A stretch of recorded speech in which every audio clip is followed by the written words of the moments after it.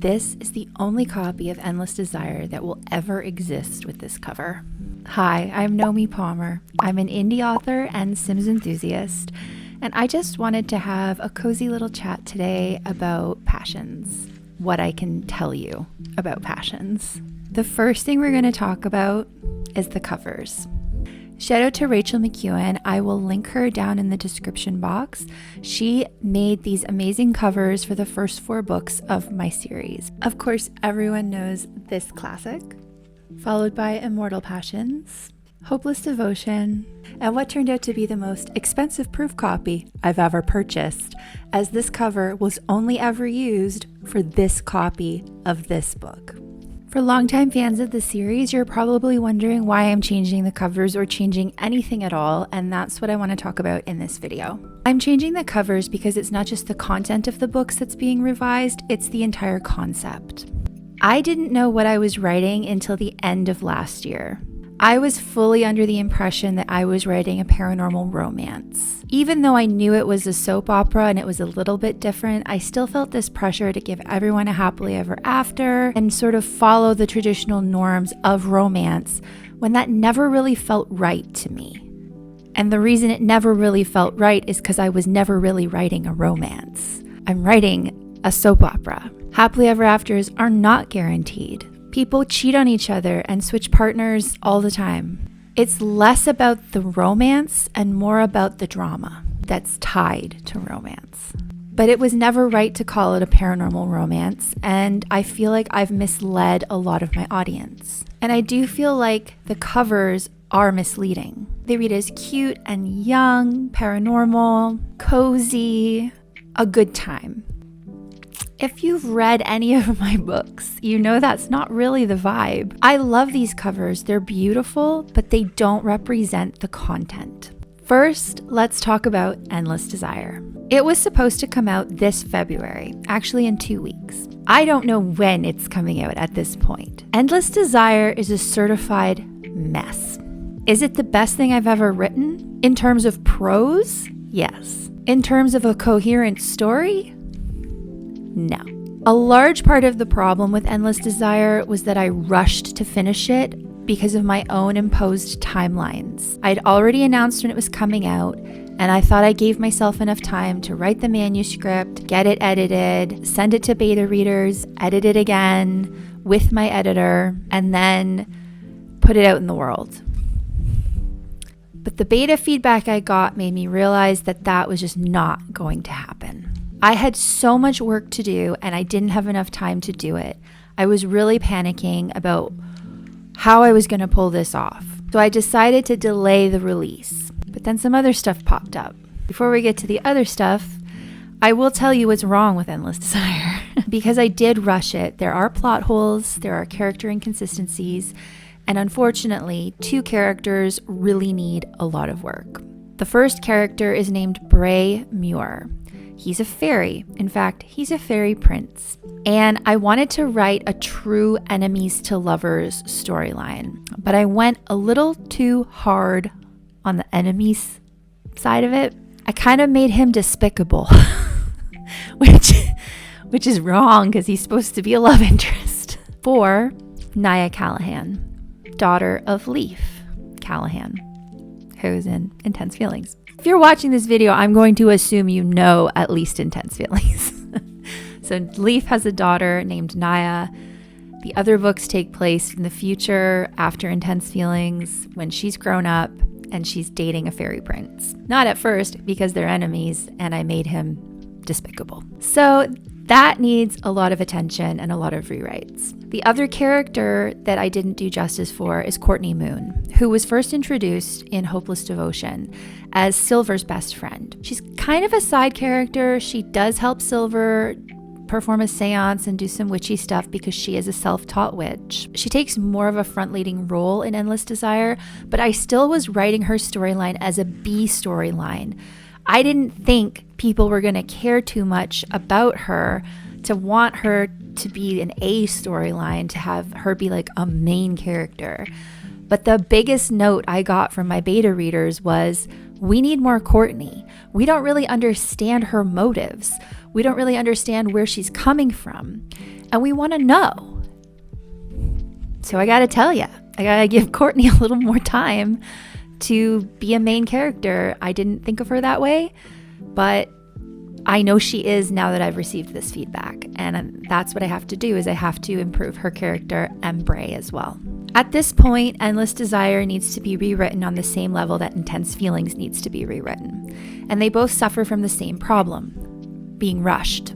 On that note, let's talk about Intense Feelings. I'm striving to make this the definitive edition of Intense Feelings. Think of it like the director's cut. This is the version it was always supposed to be. I just didn't know what I was doing. I did write a book before Intense Feelings called Controlled Burn. It was a contemporary romance that I self-published in March 2023. Now, this is when I was very green. I had no idea. I didn't have an editor or anything. I just wrote a story. My friends loved it. So I thought, you know what? I'm going to put it out in the world and see what happens. Little did I know about head hopping. I grew up reading Harlequins and trashy romance novels where head hopping is quite normal. And that is what I thought was an appropriate way to write the story. But in hindsight, it wasn't. So I eventually unpublished Controlled Burn after I learned more from working with my editor, Michaela Spencer, who I will also link in the description box down below. If you're an author looking for an editor, she is excellent and I highly recommend her. She taught me a lot about writing through Intense Feelings. So I unpublished Controlled Burn, and when I did Intense Feelings, I was still very green. I still didn't know what I was doing at all in terms of writing, but also in terms of what I wanted to do with the story. As you know, if you watch my channel, Intense Feelings started as a Sims 2 story that I posted on LiveJournal. I'm not going to bore you to tears, but the original Intense Feelings had nothing to do with Leaf and Devlin and Nina and Charlotte and all of them. The original Intense Feelings was about me and Jared Casey, a side character from the NBC soap opera Passions. The entire thing was a joke for my friends that I had rescued him from a soap opera, and then we found ourselves embroiled in another soap opera, only this time in The Sims. It was stupid. It was just for my friends. It was a laugh. I did a couple of these until I got to season 5, which was all original characters and is the Intense Feelings that you know today. Except if I was still writing it as if it were a parody of soap operas and Harlequins. And I had a million pop culture references to things like Twilight and Buffy and all different things that I liked at the time. Then, as I continued to write this version of Intense Feelings, it started to change. I wrote the episode about Diana, and that was a real turning point for me. Things were getting serious, and I was thinking about it more. I was making extensive notes before I would actually write the episode. I was planning what pictures I was going to take. I extensively modified my game so that I could take these pictures of things like a zombie army, for example. So when I converted it into a novel and had Michaela edit it for me, the entire story was based off the Sims version, beat for beat. So the beginning has too many point of views, is super confusing, and is a parody of soap operas and Harlequin romance novels. But then you hit the chapter Diana and it starts to change. Beyond that, you get to Immortal Passions and suddenly it's a completely different vibe. Intense Feelings is often compared to shows like The Vampire Diaries and Pretty Little Liars and Gossip Girl, which is great. Those are all great shows. But my series is not for teenagers. My series is not about teenagers. It's about adults, especially in the later books when the main cast is in their, as I like to say, sexy, vibrant midlife. And their children are adults. And a lot of adult things are happening. This isn't new adult. This is very adult.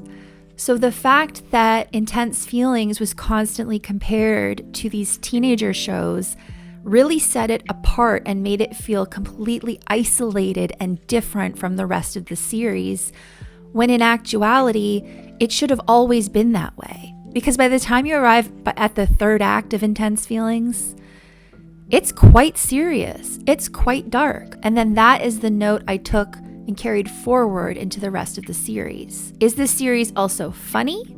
Yes. Does it have a lot of heart? Yes. And am I going to change that when I rewrite Intense Feelings? No. There will still be humor. There will still be a lot of heart. All the characters will fundamentally still be the same. What I'm doing is elevating the prose, the maturity, and the narrative. I, for years now, have defended the narrative as being confusing on purpose because that's a soap opera. And I'm not wrong. That is a soap opera. But it's still on that note of parodying a soap opera. And I don't want to parody a soap opera anymore. That isn't what this is. It deserves better than that. This deserves to be taken seriously and written with the same serious intentions that I wrote the other books with. I also owe it to the series to have it be consistent. I don't want someone to pick up Intense Feelings and equate it to something like the Vampire Diaries and think that's going to be the whole series. Then they get to Immortal Passions and there's 50-somethings having affairs. I want it to be consistent all the way through, which is why I am rewriting Intense Feelings. Ultimately, it's a revision. The essential story beats will not change. I am changing a lot, though. I'm also adding some chapters. By comparison, Intense Feelings is quite a lot shorter than the other books, and I feel like this is doing it a disservice. If you really look at Intense Feelings, Nina and Devlin spend very little time together, and they are the main couple of the book. I just want to give everyone a little bit more time to develop properly and breathe and develop their relationships properly, rather than have it hinge on this soap opera logic of, I can explain it away by saying it's a soap opera. I want it to be better than that. No offense to soap operas. I don't want you to pick up the book and be instantly confused. I feel like this is a huge issue for my reach. I feel like a lot of people are interested in Intense Feelings and read chapter 1 and put it down and never come back. I want people to give it the chance it deserves, and that means I need to fix it. When I was first writing Intense Feelings, I just had loose ideas of what I was doing with Immortal Passions and Hopeless Devotion. I didn't even really realize that I was going to be writing 2 more books after that. So as I'm revising Intense Feelings, I'm also just tightening up the lore, smoothing continuity, making sure everything really makes sense. And the little things I hinted at for future books are more obvious because I feel like I really downplayed a lot. I am one of those people who has a favorite TV show and I will rewatch it several times and find something new every time. I will go online and read fan theories about what this means and what that means. And that's what I wanted Passions to be. I wanted it to be something that you will reread and re-experience every single time. So there are Easter eggs hidden throughout the entire series that are meant for the reread. And I think that I just need to make those a little bit more obvious. Overall, my goal is to improve reader experience so that when you pick up Intense Feelings for the first time, you aren't put off by how confusing it is. And you can follow what's going on and it's intriguing to you and it's not just slapping you in the face with a slapstick version of a soap opera. Because it isn't that. It never was. Well, maybe the Sims version, but the novel was never that. And I just didn't understand myself. I didn't know how Gothic I write until I wrote 4 books. And someone pointed out to me that my prose and everything about my stories is extremely Gothic. Paranormal I knew. Soap opera I knew, but I was thinking of it like a daytime soap, when really it's like an opera. The whole story takes place over 5 books. A very long story, with isolated stories told within each book, and even further isolated stories told within the stories within each book. There's a lot going on, and it's deeper and more complex than my cutesy covers give it credit for, than I've been giving it credit for, than I've been marketing it as. I want you to know that the heart of the revised Intense Feelings will be the same as the original Intense Feelings. The characters are the same. I'm just deepening them. For example, Devlin, the things this man has suffered. And I write him as quite cavalier in the original Intense Feelings. He does not seem like a man who has PTSD, which Devlin definitely would have PTSD. So for example, in the revision, he has panic attacks now, because why wouldn't he? If you know what he's been through, why wouldn't he? His reactions to things, especially about, for example, Diana in the original, are not consistent with real life. He does not react accordingly in the original, not to his character and not to common sense. So I am adding layers to him to make him make a little bit more sense. There's also things like, for example, in the original, Nina was very self-conscious about Diana and constantly comparing herself to her, when outwardly she's a super confident person who doesn't have any real reason to be this insecure. I just kind of put that on her for no reason at all. And it was questioned by beta readers when I did my edits. They asked, why is Nina so intimidated by Diana and why is she comparing herself to her? I don't think that makes sense for her character. I didn't listen to them. I just went ahead and kept it in there. In hindsight, no, it doesn't make sense and it shouldn't be in there. So that's getting changed. But is Nina still Nina? Yes. She's confident. She's effervescent. She's popular. She's a little dumb. But, she's still Nina, just without that weird confidence issue that doesn't make sense. So that's kind of my goal with Intense Feelings, is to elevate it to the maturity, the adult level of the other books, to not mislead you into thinking it's going to be something like The Vampire Diaries or Gossip Girl, which are, again, great series, loved them, big fan. If you know anything, obviously Devlin is inspired by Damon Salvatore, hello. Founding families, very much inspired by The Vampire Diaries in certain ways. But it's not The Vampire Diaries. It's Passions, and not the NBC version, my version. And it's gothic, and it's dark, and it's adult. So I'm just tweaking it / completely rewriting it to match that tone and that maturity level. For Immortal Passions and Hopeless Devotion, they really just need a good polish. I did not have the funds to hire an editor like Michaela for these two books, so I had my husband, who is a journalist, copy and line edit for me, but I didn't have anyone doing any developmental edits or any literary edits. So I feel like they need to be seen by an editor who does fiction. Otherwise, I'm not really changing too much about them. Again, there'll be some character revision stuff that just never really worked in the original versions, and some plot consistency throughout the series stuff that I wanted to address.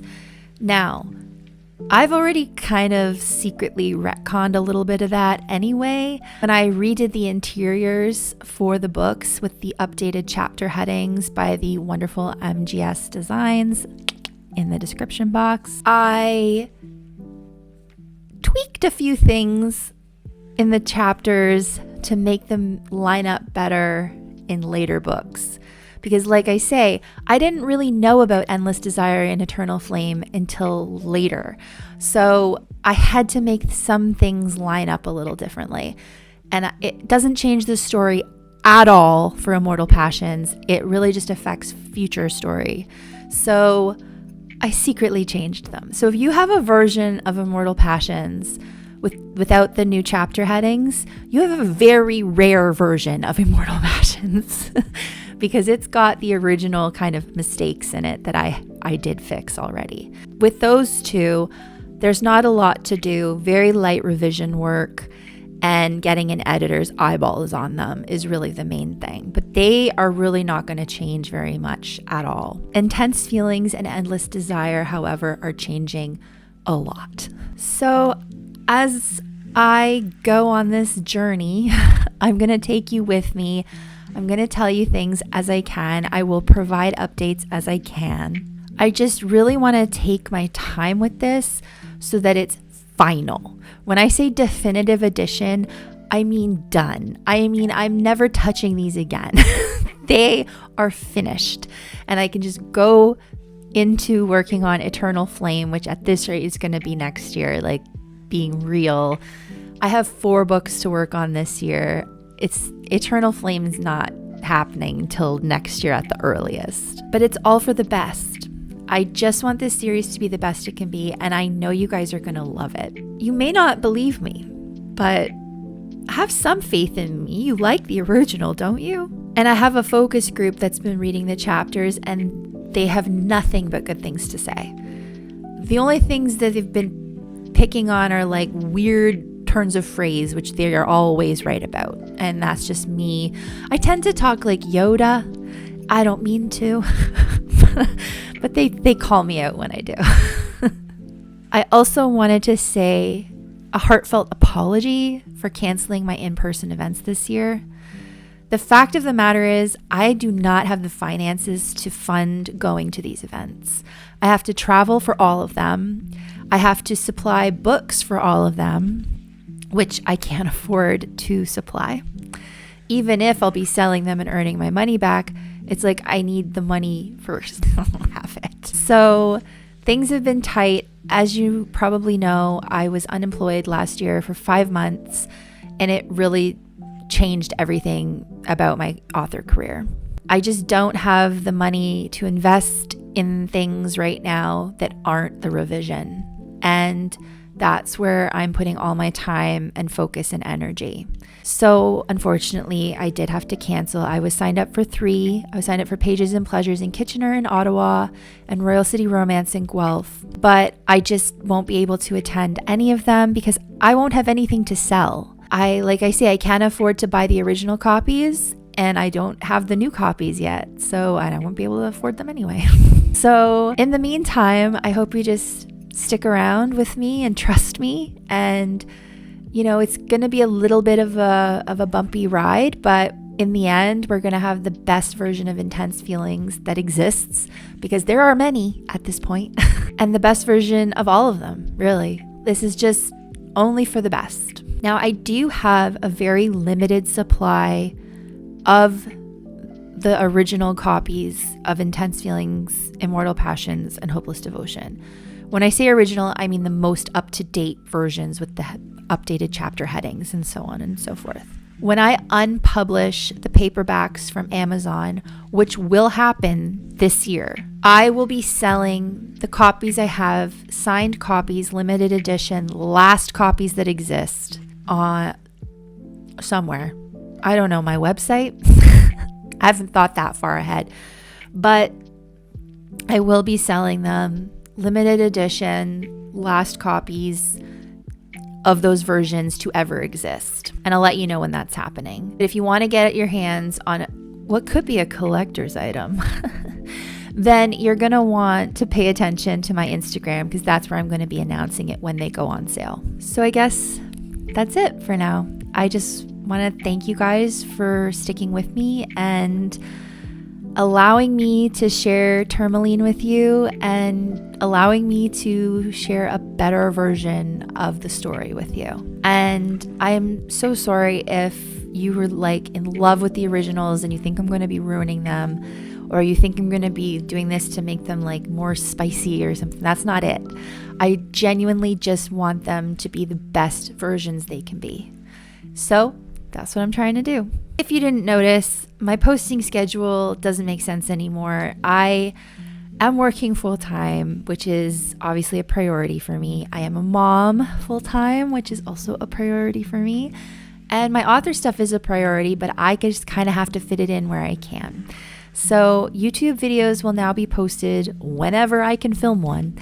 And my Patreon has scaled back. It's completely free now. You can join for free and get all the short stories that I write and everything there. I will also be posting some content behind a paywall, so you can purchase the post and read secret insider information. But my Patreon is free. If you want to follow me there, I plan on doing more like blog style entries on there and updates that don't really work for Instagram. I have deleted my TikTok. This doesn't seem like a cool place to be anymore, but I am very active on Instagram and I will be more active on Patreon. So if you want to follow me on both of those, that would be great. And don't forget to like, comment, and share this video, all those YouTube things. And I will see you when I see you, which is hopefully soon. I will do episode 6 of the Sims version of Intense Feelings. Is that where we are? I think we're on episode 6. But I will post that episode next. And I don't even know what it's about. So that'll be fun for us. So until next time, bye.